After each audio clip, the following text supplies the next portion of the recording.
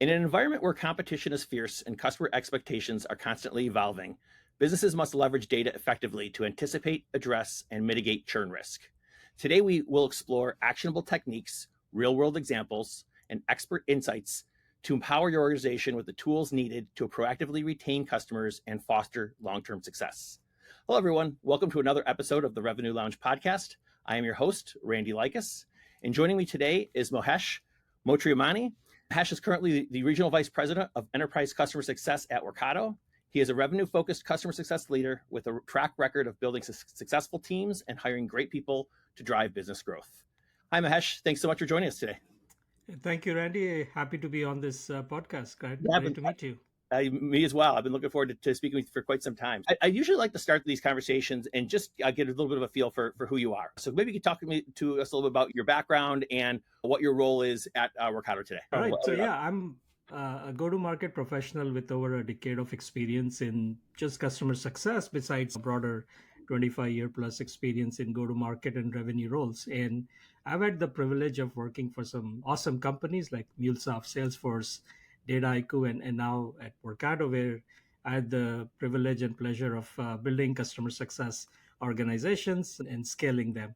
So, as I mentioned, I work for Workato now, and Workato is a leader in enterprise automation market and the only sort of cloud native SaaS offering for an enterprise grade orchestration platform where you can build AI driven workflow automation, data integration, API management, chatbots, and stuff. All the stuff that we need in customer success, by the way. Yeah, absolutely. And both IT and non IT, non expert users can build all of these things 10x faster with our no code, low code platform. And in fact, we are working towards and have some beta of some virtual customer success managers inside and outside the platform that actually help you generate automation ideas for your company and Mhm. then take you along that journey, guide you, really watching over your shoulder, not in a creepy way, but in a guided way to get you to that outcome, which is so important today for the customers to get to value faster. And in terms of my role at Workato, I'm part of our enterprise CSM organization, which is an offshoot of our broader and larger customer success org tasked with providing a differentiated experience to our largest and most strategic customers. These companies, I always say this with a word of caution in customer success, very rarely we have people from B2B large horizontal platform companies that I see. So I'm one of those, work with very large companies which where you go very horizontal, working with various functions, various stakeholders, various use cases. So we work with the champions to drive that groundswell of adoption, and then we work with execs in providing that consulting grade service to help them craft a automation strategy, a roadmap, and Mhm. then help them get it going through professional services or partners. And then finally, we are the quarterback of all the customer advocacy programs, bringing customers into advisory boards, networking opportunity, and other events. So that's a little bit of my elite team of customer success managers. Yeah, no, that's wonderful. And I looked through your background, and you have just a robust set of experiences with different companies. So I'm really excited to talk with you today. I think one of the things that when I speak with other customer success leaders, they talk about the importance of data. And Workato is an interesting company because you're in the business of unlocking data, right? That's Yes. typically locked up in a lot of systems. And so I would just love to get your perspective in terms of like how important is having good, accurate data for a customer success leader, and how might data help identify signals that's going to help you manage the business better? Yeah, absolutely. The privilege I've had is actually working in data companies, right? Data Yeah. integration at MuleSoft, customer data, Salesforce, and then data analytics and AI at Dataiku. And so that was one of the reasons I ended up in those companies, is recognizing the importance of data in running the business, right? So when it comes to the business of customer success, absolutely critical to get data along all the sort of milestones or waypoints in a customer journey that's inside the product, and the customer journey outside the product, where they interact with your various channels, tools, support, marketing, and all of that, your events. So it's been extremely important to try to bring all of that external engagement data and the product engagement data together to understand these signals as to whether a customer's onboarding was appropriate and they got enabled, whether Mhm. that implementation is going well, whether they are making progress with the work that they're doing inside the platform, whether they are making progress with the learning that is available to them, and the quality of their work. All of these indicate whether they are marching towards that value. And if they aren't, those are the signals that we get, like this customer is a risk for a churn. In B2B large enterprise world, a big churn can take down your renewal way significantly. It's not, you're not talking tens of thousands, you're talking six figure hits. So it's very important to look at customer level data signals and the user level data signals and bring those together to spot these risks of churn or opportunities of growth. 100%. Couldn't agree with you more. Now, do you all use a customer platform like a Gainsight or a Catalyst or a Churn Zero, or do you have a homegrown tool that you use to manage all of this data? Yeah, so we don't have an external platform, and we haven't felt the need to have that because we have a great data foundation, Mhm. data lake where all of our engagement data, product data, accounts, invoices, everything about the customer and the industry is flowing in, Yeah, including benchmarks from third parties and all of that. So we are able to, first of all, build a data centric view of the customer, 360-degree view of the customer. And then we are an automation platform, right?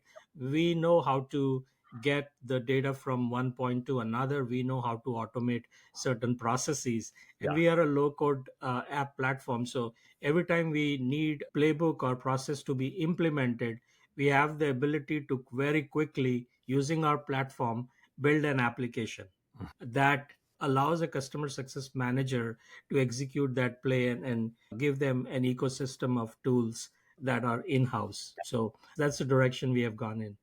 That I imagine that once you get into an organization, you probably start working with them to solve some first level use cases that were identified as part of the sales process. But once you're in there, there are several use cases that you're able to unlock. And how do you go about that? Like, how do you identify what the best use cases are to help a client, solve?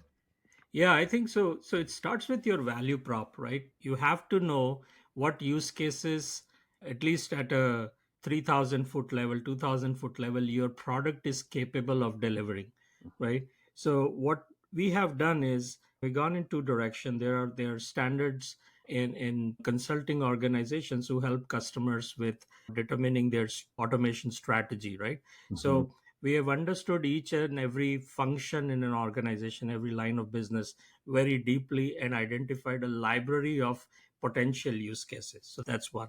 Second, we have, I don't know, maybe 250,000 or more use cases implemented in our platform. We can anonymize data, Mm-hmm. and we can bring all of that together to tell you. So let's say you are an HR director. I don't come to you generally to ask you, hey, what would you like to do with our platform?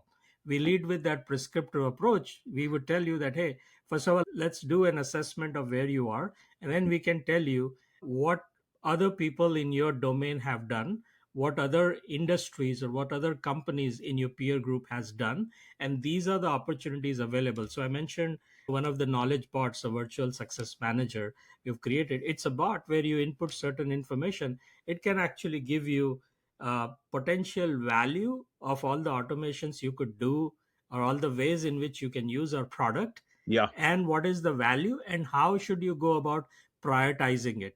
And then if you give us the information about what your tech stacks look like, we can actually start building those on the fly using a copilot. So we are like creating this layer around the customer that provides the guidance to prioritize, Mm-hmm. that gives you recommendation on how to go about it, and that helps you actually build that particular use case and take it to value. Would you say that when you look at the use case adoption, is that one of the KPIs that y'all measure? I guess the question would be like, what are the KPIs that y'all measure to know how healthy a customer is today? I'm sure it probably goes NPS and customer stat and usage and all of that, but it sounds like maybe use case adoption might be a KPI that y'all measure, but would love to hear more about that. Yeah, absolutely. It is a KPI. So we are a consumption based platform. You buy certain set of capacity metrics and we help you get those adopted. So that's the most foundational metric, right? On top of it, there is use case adoption metric. So we are able to see we have internally created index called work automation index, which lists like in this particular area, there are, let's say, 200 opportunities to automate processes. You have done 5, so your score is 2.5. So we're Hmm. able to benchmark you against our customer base as well. So while measuring this, we are able to not only inform ourselves to help customer move along, but we are also able to create this motivation and a guide for the customer to pick up more opportunities for adoption. Yeah. Yeah. What about churn right now? I think for if you're a software company in the past 12 or 18 months, you've been dealing with churn for a number of different reasons, right? But what do you see as being sort of the biggest challenges that customer success organizations face today in churn, and how are they solving for that? Yeah, I think it's a big problem. Thankfully, we are quite sticky. What I see in that limited world that we have, thankfully, is that what are the top three reasons of churn, for example, right? You have failed implementation or poor onboarding experience, right? Hmm. Number two, people have started to build something and they've fallen off. So there's no value being created or value being articulated to the customer. And then number three is in this environment, no meaningful contact with the customer. Why? Because of economic conditions, they moved, they were laid off, or things of that nature. Yeah. So while we do tend to blame or make these excuses of economic situation, I've seen that it has mostly led to downgrades rather than a full churn, because if an organization is partially using the product is sticky enough to not get cancelled completely. So Yeah. we focus on what's in our control, right? So Yeah. those three biggest reasons thankfully happen to be in our control. Now in terms of being able to control, you need data around all of that. You need data around how your implementation is going, Yeah. how did your onboarding go, what was the customer's experience, and then what value have you started to create, and then in terms of contact, what is the customer engagement looking like? Are they coming to your platform? Are they consuming your enablement, learning and all of that content? And that gives you early churns. As we say, the seeds of the churn are sown in the first month of a customer's contract. Yeah. So if you're Yeah. not really careful in that initial journey, it's like a newborn baby, right? You got to be extremely careful in that phase where they have no wherewithal to take care of themselves. We got to help them progress through that newborn stage. Yeah. So, what would be an example of some of those data-based signals that you might pick up on to help any one of those three you mentioned, like failed implementation, starting to build, and then falling off, or just no meaningful contact? What are some of the early data signals that you might see to go, "Uh oh, this might be a problem"? Can you talk a little more about that? Yeah, definitely. We have an onboarding plan and a first value plan, which is a 6 to 8 week process depending on the type of the use case. And there's certain things that should happen. We should hit some of those milestones every week. So it's a smart sheet that has all of those milestones that are automatically populated and tracked. So first Mm. of all, are you on track, off track with respect to just being on that schedule? So is your implementation going well, like the health of implementation? And then there is, in terms of learning and engagement, we have these early indicators, because we know that if the customer has, for example, made a purchase of $200,000, they need at least 8 developers or 8 builders to be working on this product to adopt it to 80 to 90% come renewal year. Mhm. So did we identify 8 or 9 people? Did they undergo training in that 8 week period, or is there a plan?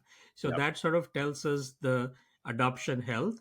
And then at that mark, we look at the first value period. So first value is a big milestone for us. We Mhm. must achieve meaningful first value in the first 8 weeks. And so that if that doesn't happen, it triggers all sorts of flags and warnings, both to us and to the customer, where we say, hey, we told you we'd let you know if we are off track. Yeah. Here we are trending towards off track and we need your help. So those are some things that we measure.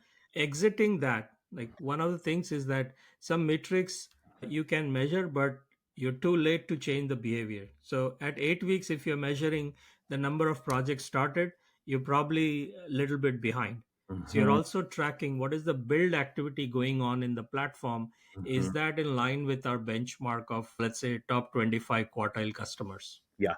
And is all that data that you're looking at built within your platform, or is there external data sources that you're looking at to help bring all these insights together?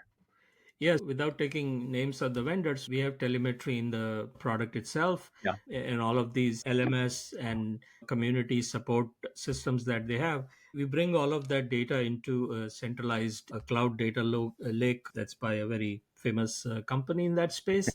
And they're also a leader in consumption based sort of models. And then on top of that, we have built a layer of dashboards and automations and tracking capabilities to monitor, manage, and alert on changes in customers' health and progress. Yeah. Question for you on, let's dig a little bit deeper on the amount of people who are involved. And what we've seen often is, you think about buying groups these days, and when you're making a first initial sale, all the people that are coming on in and out of a deal to help make that initial sale. Once that sale is made, it's often a different set of stakeholders who are now getting involved. Maybe some of the people are the same, but it's a different group as well. And so you think about like the buying committee versus the renewal committee, and the IT folks and the business folks. And how do you look at the renewal committee, if you will, or the engagement of the individuals on an account that you need to have on an ongoing basis? Yeah, I think a critical customer success manager role is being that bridge between buyer and the end user of the software, right? Mhm. Which means you have to have that two-way communications. Almost they don't talk to each other. They get or they're reporting or communication structure in some other language, right? So we have these operational reviews and these business reviews where we constantly bring to the users this focus and reminder of, hey, why did your organization buy this? Often, for example, we are brought in to transform, let's say, HR capability, right? But the Mhm. end user that my CSM ends up working with on his or her plate, they've got this project which says, I want to just connect Salesforce to whatever, Workday, Yeah. so that I can transmit the commission data and pay these individuals, right? So they are not thinking automation, right? So Right. a big job for customer success manager has been, besides being building that bridge, is to really change the mindset of the customers to Hmm. go beyond the here and now and think of a larger term. And we call it, in fact, our CEO wrote a book on it. It's called the new automation mindset. So we are saying, yes, you have to do those bits and pieces, but approach those with a sense of that broader perspective Hmm. and see what does organization need from a transformation perspective. So don't build in silos, right? And then we take the same sort of challenge to the executives and help them transmit, help them understand that, Yeah. right? Get their sponsorship and help them relay the same message back to the using group as to how they should proceed on this automation journey. uh, this is something that we have to do constantly so that by the time you're getting to renewal, there's really no daylight between the buyer group and the user group. Yeah. They're all aligned because they've been constantly listening to this message through our bi-weekly, monthly, or quarterly business reviews, right? So Yeah. that's we bridge that gap essentially. Yeah. What we've all been there, where we've had the important meeting where whether it be a QBR or a delivery of a major milestone, and that key influential stakeholder that's making the decisions around the renewal doesn't show up. And so, just curious, in your experience, what is a way to get those stakeholders re-involved, or involved in the important meetings if they have a history of maybe leaving it to the team and not necessarily being part of it themselves? Yeah, I look, number one reason people don't show up for meetings because they fear it's going to be all about you, the vendor. Hmm. And number two, they have no idea and they have no interest in looking at a presentation deck or a video, which is again all about the vendor, doesn't talk about their organization. So establishing relevance. We train our CSMs and they are very experienced people. What I mean is when we train, we come out with the message that is for the customer. When we schedule these messages, we are very clear about what we want to share with the customer and what we want to hear from them. It's about them, it's about the results they're getting. Now, sometimes you have to send them a little preview of Yeah. your meeting and really give them an option that, hey, I'm scheduling this meeting, but I can send you this information ahead of time so that we can skip some of this information that may not be of interest to you, and we can actually redo our agenda. Many times they take up on that and say, yeah, I want to talk about X and Y instead. Or Mhm. sometimes they would say, oh, fantastic, we're getting this much value. And the other thing that we do is in our QBR decks, as an example, the previews that we send, we say, this is what you're achieving with our platform. And this is what you are yet to achieve that your other peers, counterparts in your organization, others are achieving. So Yeah. we'd like to use this call to get you to focus on this as well, so that you can get more value from our platform. And by the way, renewal is coming up. We're going to take a look at that in the light of your current experience and value, as well as future roadmap. So renewal then just becomes like an opportunity to expand that relationship, Yeah. right? To Yeah. go deep, to go wide, and get maybe sponsorship for more use cases. Yeah. Yeah. Because I've seen in the meetings that I've been with CIOs and VPs of IT in different organizations or business, and when you show them this current value and the value potential, the immediate thought is to their team, hey, why aren't we using this product for this initiative, right? Yeah. So they start asking all of these questions, which are again very valuable for us to expand that relationship. Yeah. I'm going to throw you a little bit of a curveball here. Let's Sure. say we've got an account that's going really well. We're driving use cases. We think it's looking very good for renewal. We're maybe 4 months out, and our champion leaves. What's the cadence or the process that y'all follow to make sure that you're able to either find new champions or secure that renewal in that environment? What advice or guidance would you give a listener who's maybe had that experience? First of all, that's a very concerning situation that that we have faced so many times in our career. um, so the obvious advice there is, number one, get your customer to the value. So the new champion comes in, you're able to play back that value and hope to secure the same relationship with that new person who's in charge, right?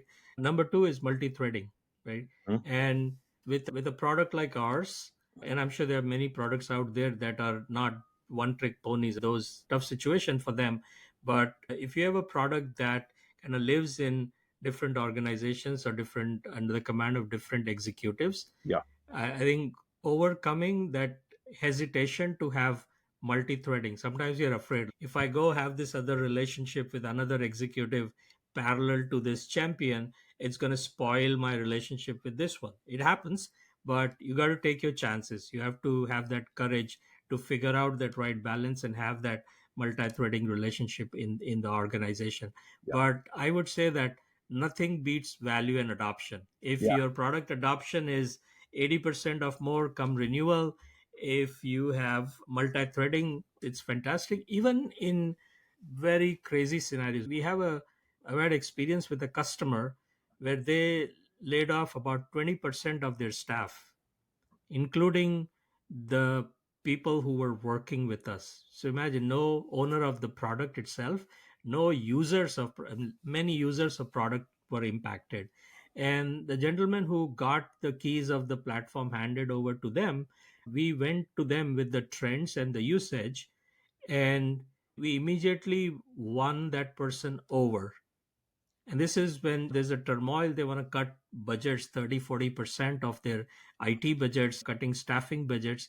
And we were able to retain all of the revenue around the products they were using. Now, there were small SKU or something which they never used, they were not in the position to use. We took that off of the contract and traded that with the commodity that they were using. Yeah. So you lead with value, you lead with adoption, and you can create new champions Yeah. using that data. Yeah, it all goes back to another way to describe the value is, are we solving the customer's problems?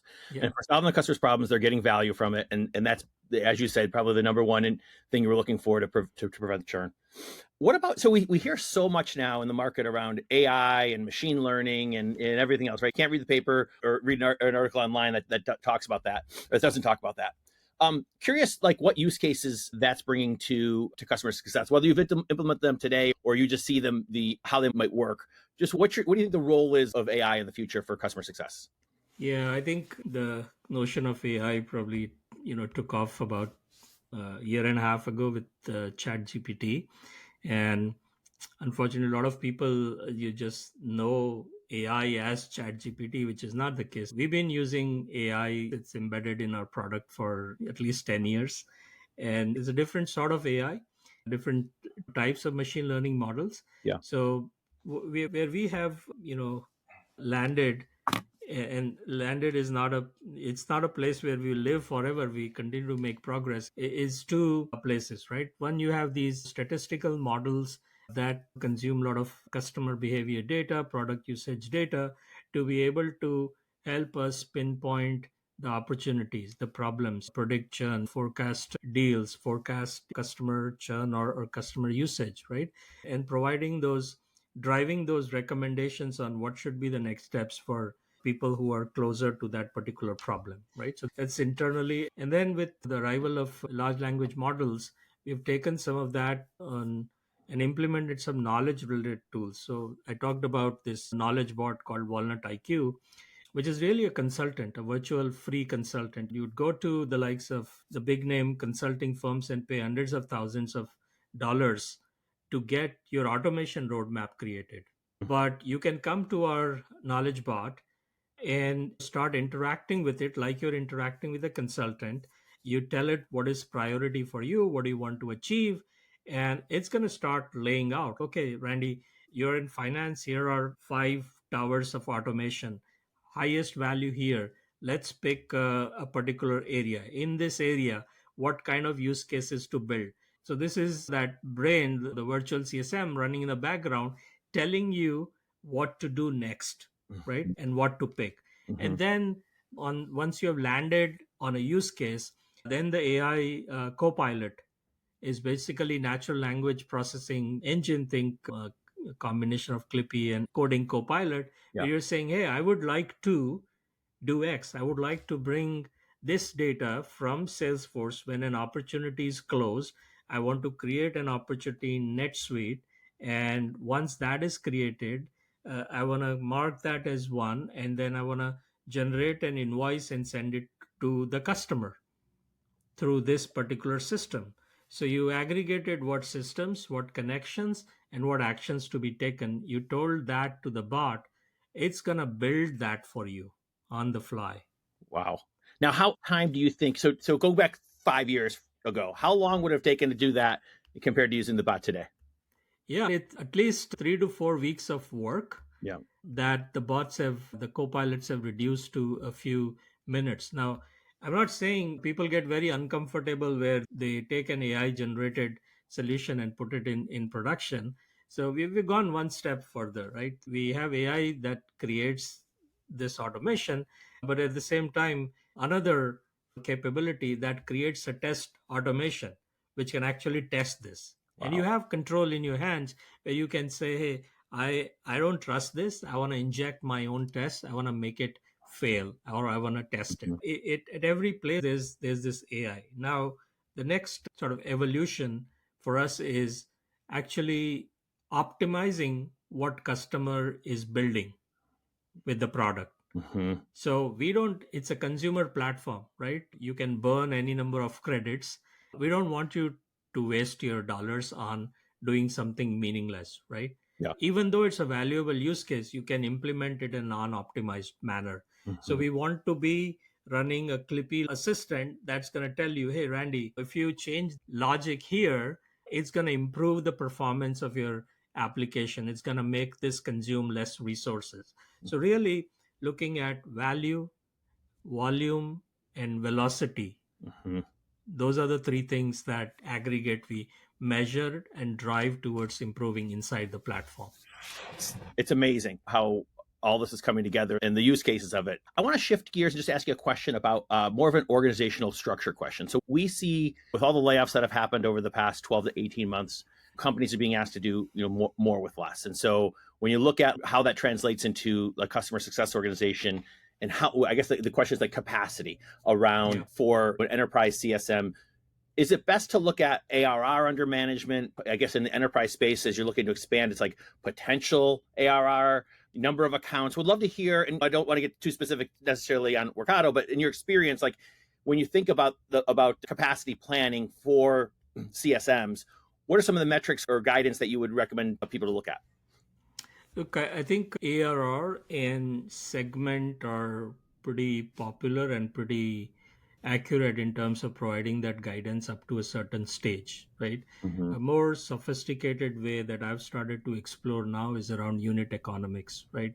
So let us say in order to, you have a six figure, for argument's sake, let's say $500,000 worth of contract, or and you know that in order to get that $500,000 renewal, the customer will have to build X number of projects to create enough value to get that renewal, right? Mm-hmm. So X number of projects I will, as a CSM, need to support with or without digital tools, right? So let's cut out digital tools for the moment. Mm-hmm. And that requires four departments and 50 users to be enabled. Mm-hmm.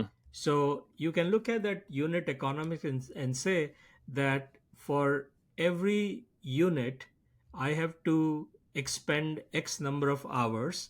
And in $500,000 contract, there is 200 units of effort. So you can look at that perspective and say variety of use cases that we do. So it's very important to know what creates value for the customer, Mm-hmm. and therefore, because that's what drives a customer success manager's day by day play to get customer to that specific value. So if you're able to do that from a use case point of view and then unit economics point of view, you can say a CSM has enough time to support 600 units. Mm-hmm. And so when I look at my book of business, I have to bring in enough accounts that roughly equate to anywhere between 700 and 800 units of use cases or work for the CSM, Got right? it. So Yeah. that's a more sophisticated way. It requires a lot of data. Yeah. But if you don't have a lot of data, I think segmentation, and then I suppose there will be a stage where we will have a little bit of that vertical focus, right? Mm-hmm. So we bring in domain experience. Someone with HR is going to have HR accounts of a certain spend, and then you hire according to that particular segmentation, right? Mm-hmm. So it's a, a model that you have to keep iterating. You have to keep pushing people up to a certain domain knowledge level besides capacity consideration, Yeah. and then you have to constantly iterate on how do you carve these segments and map. So it's an interesting exercise every year from November to February, where Yeah. we review this data and redo the portfolios of our customer success managers. Yeah. No, I like that unit economics approach. I think that's really, to your point, it requires a lot of data, so you have to have the data. But I think it's the right model. What are some of the? I assume you have you may have some open positions right now. You probably have a team of folks that you manage. What are some of the softer skills that make a good customer success manager? Yeah, in my book, and my team knows this, it's A4C is what we call it, A and 4C. So A is for adaptability, right? The world is constantly changing. We are growing very rapidly. Our customers are changing. So you have to be adaptable. You have to be able to recover from the bad experiences, move on. So adaptability is number one, A1. And then 4Cs, right? Curiosity, to uncover, keep always discovering, the courage to ask tough questions, have tough conversations, Yeah. and then the commitment to execute on what you have discovered, right? One without the other is going to be a weakness. And then finally, compassion, which is very important, particularly in this day and age where people have been losing jobs, roles and careers are changing. It's becoming tougher. You're operating with less. So even internally, right, there's a lot of pressure to do more with less, right? So you want to go to product and get a feature, you want to go to support and get a bug fixed, or you have just a ton of customers opening tickets the same day. So having compassion for your colleagues, for yourselves, for the customers, it's extremely important. So those model of A4Cs is what we look for. Yeah. Customer, we practice, we work on building those skills as well. I think that's it. What's nice about that is it applies. I immediately go to the sales side of things, and all of that Yeah. applies to a successful account executive as well. Okay, so let's transition a little bit what we call the rapid fire round. So more of a personal questions in nature. So what's one book maybe that you've read and loved in the recent past?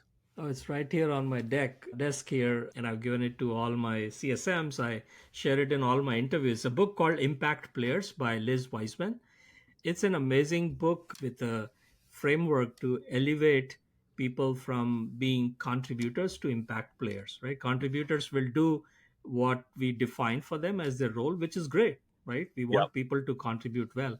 Impact player is a player who gets does things that need to get done, what not what they're told Yeah. to do. So you're operating at really a higher plane, so to Hmm. say. And that book gives you a framework for doing that. It's not just the stories, motivational self-help book, but really a framework of how to be an impact player. And every one of my team members has read it, discuss it as a team, and we try to operate as impact players. I've written it down and I'm adding it to my list. What's your favorite part about working in customer success? Look, to hear about a customer's success story, like how they change something, is what makes you happy. It makes for boring dinner time conversations Yeah. with the family. Like I can't expect a reaction from my wife or son when I tell them, "Oh, this customer used to take a month in onboarding new employees. Now they can do this in 13 minutes. Can you believe that?" And they're like, yeah, but if you look at lived experience of the users 5, 7, 10 years ago when I got onboarded to an organization, it's pain to do all of these things Yeah. manually. So when you think of, hey, this is what I've impacted, or there are several examples where literally you change people's lives where they are not doing mundane activities anymore. You're right. Their focus is shifted on doing valuable activities because an automation takes care of that mundane activity. And so that end customer value and their story of impact on their lives or their customers' lives is Yeah. really the fun part in CS. Yeah, I agree. What about what your least favorite part is, or maybe ask a different way? Like, what's really hard about your job? Yeah, I think my least favorite part, I would say, is myself being patient. The change, even though the world around us is changing very rapidly, our ability to change ourselves, our systems, processes, our people, behavior, skills, all of that is really slow. So we have to learn to be patient in operating at those two speeds: speed of the customer Yeah. and speed of your own organization or the team. Not saying my organization is slow, but my priorities are not their priorities, right? Mhm. So you have to be very patient and align those priorities. And that's the being patient is, I think, my least favorite part because I want to move fast. We share that together the same way. Any advice that you've received from someone that's really stayed with you throughout your career that maybe you'd like to share with everyone? My go-to is really the serenity prayer. It's not somebody's advice, somebody living, at least it's pretty old, what, 300 years old now. Yeah, the serenity to accept the things that I cannot change, and to have the courage to change the things I can, Yeah. and the wisdom to know the difference, right? So that I'm not getting frustrated, wasting energy, or losing opportunities to change things. So that's something is front and center. It's printed out right here in front of me Yeah. behind this computer. Yeah. Okay, last one. What's one piece of advice that maybe you'd want to give someone who would like to have your job someday? Maybe just starting out in customer success, and what would be the one piece, the one thing you'd give them to think about throughout their career?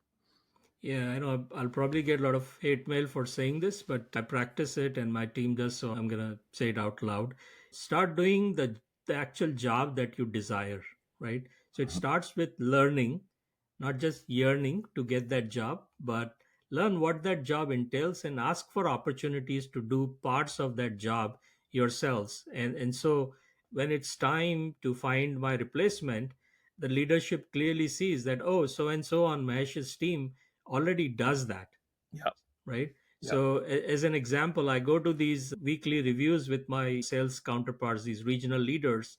And if you're a lead CSM on my team and you want to pick up that responsibility for your own region to do that weekly analysis and prepare agenda and go to this meeting and actually lead it, Yeah. you are doing my job. you are already doing the RVP job. So Yep. when we grow and that position becomes available, you make yourself the most likely go-to person for that role. So start doing the job that you desire in future. Become an impact player, right? Become an impact player. Yeah. Absolutely. With that, that's a wrap for today's episode. Mahesh, I just want to say thank you so much for joining us. I thoroughly enjoyed our conversation. I learned a lot, and I look forward to maybe meeting you sometime in New York in the future. Yeah, absolutely, Randy. It was a pleasure, wonderful conversation. So, thank you very much for inviting me to this podcast. And I hope that your listeners enjoy this and get some value out of this. I'm sure Thank they you. will. All right. Thank you.